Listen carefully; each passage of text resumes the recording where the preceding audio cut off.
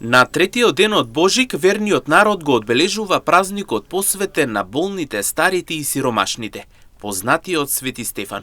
Граѓаните уште рано изутрина ги посетија црквите и ги дигнаа панагиите за нивните семејства, посекувајќи мир, здравје и љубов.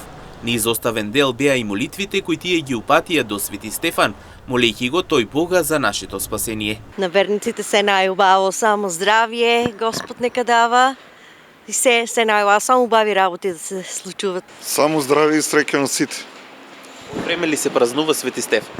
Ние секој пат го празнуваме, мислам. Те баш тетка ми има еден внук, они вечер си имат слава и така, мислам се заубаво. Па истото јас се најубаво на сите млади, па и на моите внуци. Сега е мрсно, сега скари и тие работи. Се најубаво, на маста се има. Панагија дига ли се? Да, дига се. За многу години? За многу години.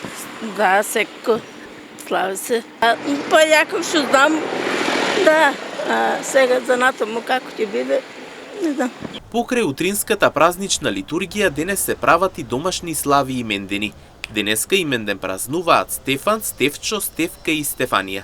Па да, празнуват се. Кој Стефан? Стефан, па тие. Стефанија, Стефанија, тие.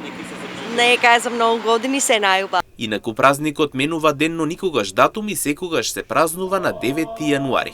Според делата на апостолите, тој бил еврин, роден во странство, кој живеел во Ерусалим и кој се придружил на црквата многу млад.